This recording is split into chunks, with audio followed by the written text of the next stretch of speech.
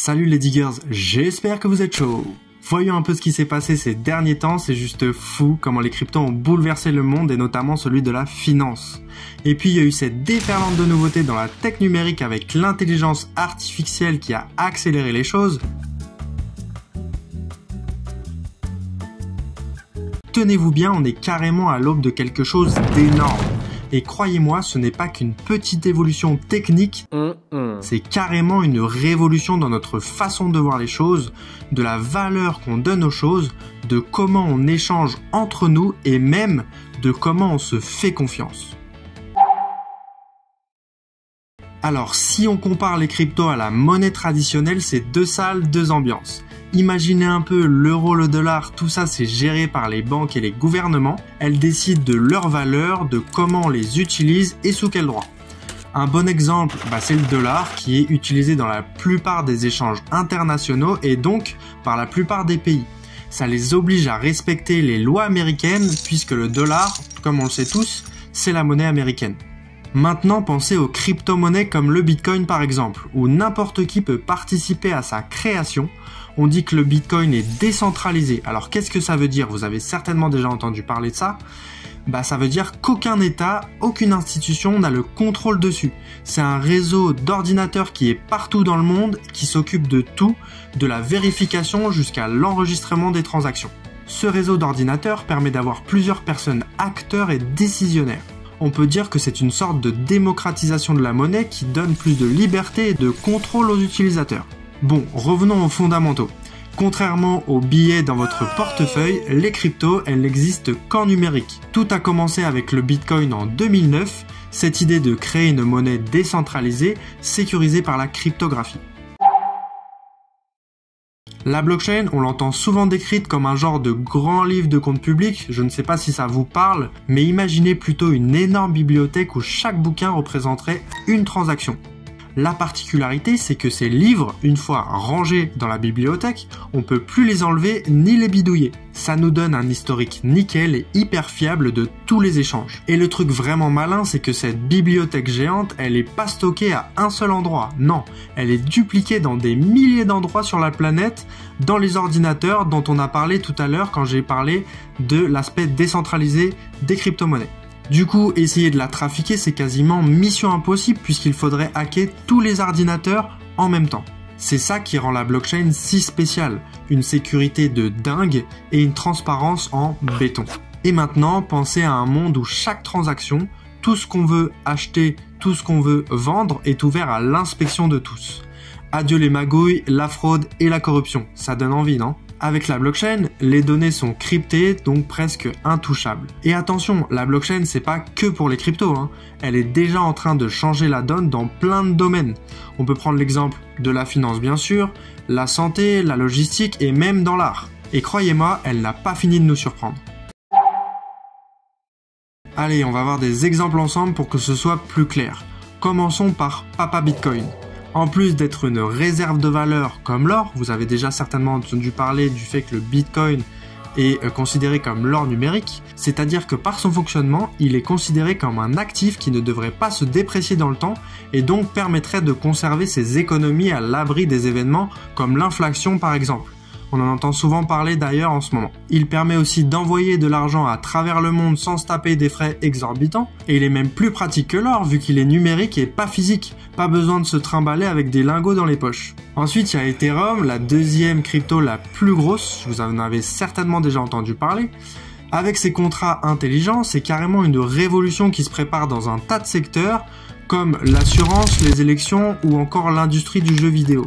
Les contrats intelligents, on les appelle les smart contracts, ça exécute des actions si les critères prédéfinis en amont sont respectés et se réalisent. À partir de ça, vous pouvez imaginer de vous faire rembourser automatiquement par une assurance de vol qui est sur la blockchain Ethereum si votre avion est annulé par exemple. Il y a Aave aussi, c'est une plateforme où on peut prêter et emprunter des cryptos sans passer par des banques.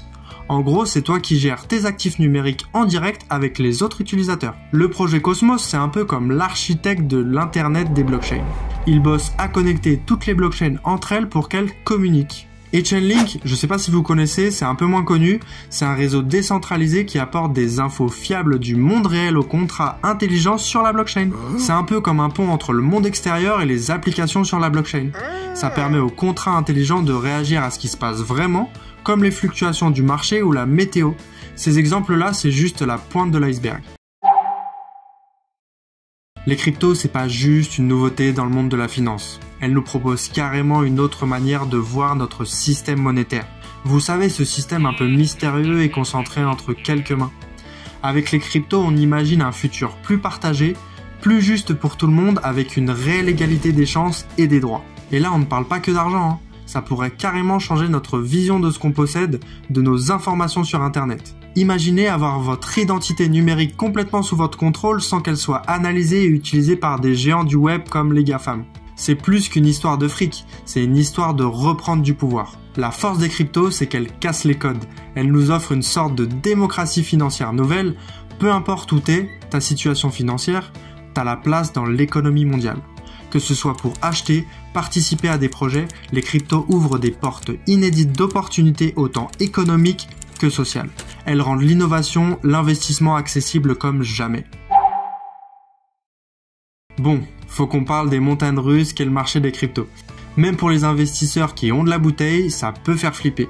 Et puis il y a toute cette histoire de réglementation. Les gouvernements partout dans le monde, ils essaient de capter et de cadrer cette nouvelle technologie. Ça change tout le temps, alors rester informé, c'est la clé pour tirer son épingle du jeu. Parlons maintenant sécurité. Avec tous ces piratages, ces arnaques qui fleurissent, protéger son portefeuille crypto-monnaie, c'est ultra important. Il y a du bon boulot qui est fait pour renforcer tout ça, mais il faut toujours rester sur ses gardes. On parle d'utiliser des portefeuilles physiques qui permettent de protéger son mot de passe hors d'Internet. C'est très important de gérer ses clés privées et de savoir reconnaître les arnaques. Pour finir, projetons-nous un peu dans l'avenir.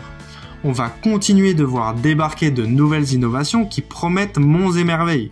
Mais attention, faut pas baisser la garde. Plus c'est innovant, plus ça attire de nouvelles menaces. L'astuce, ça sera de trouver le bon mix entre nouveauté et sécurité pour que les avantages des cryptos soient pas éclipsés par des risques démesurés. Alors, quel est le futur des crypto-monnaies ? C'est un secteur qui bouge tout le temps avec des nouveautés qui pop presque tous les jours. On commence déjà à voir les cryptos s'intégrer dans notre système financier classique et je parie qu'on va assister à une adoption encore plus grande dans les prochains mois. Le futur des cryptos, c'est carrément une question de changer comment sont structurées nos institutions et notre société. Elles peuvent redistribuer la richesse, ouvrir l'accès à la finance pour tous, encourager plus d'inclusion sociale. Dans un monde toujours plus connecté, les cryptos pourraient devenir un outil crucial pour lutter contre la pauvreté, les inégalités, apporter des chances économiques même dans les coins les plus isolés de la planète. Imaginez maintenant un futur où les cryptos sont pas juste un truc de geek, mais une norme, une part essentielle de l'économie mondiale. Ça changerait totalement notre façon de voir, d'utiliser et d'interagir avec l'argent. Et voilà les diggers, on arrive au bout de notre épopée dans l'univers fascinant des cryptos. Aujourd'hui, on a exploré ensemble ce qu'est une crypto-monnaie, comment ça marche avec la blockchain, les grandes cryptos, leur rôle de plus en plus crucial dans notre économie, sans oublier les risques et les défis à relever. Mais le plus excitant, c'est d'avoir jeté un œil sur le futur brillant que ces technologies peuvent nous offrir. Les cryptos, c'est pas juste une révolution financière, c'est carrément un nouveau regard sur la monnaie, la confiance et donc nos échanges. Le voyage ne fait que commencer, les crypto-monnaies c'est un nouveau chapitre de l'histoire humaine et c'est nous qui l'écrivons ensemble, alors gardez votre curiosité, continuez à apprendre et qui sait, peut-être que certains d'entre vous seront les pionniers des prochaines innovations dans le monde de demain.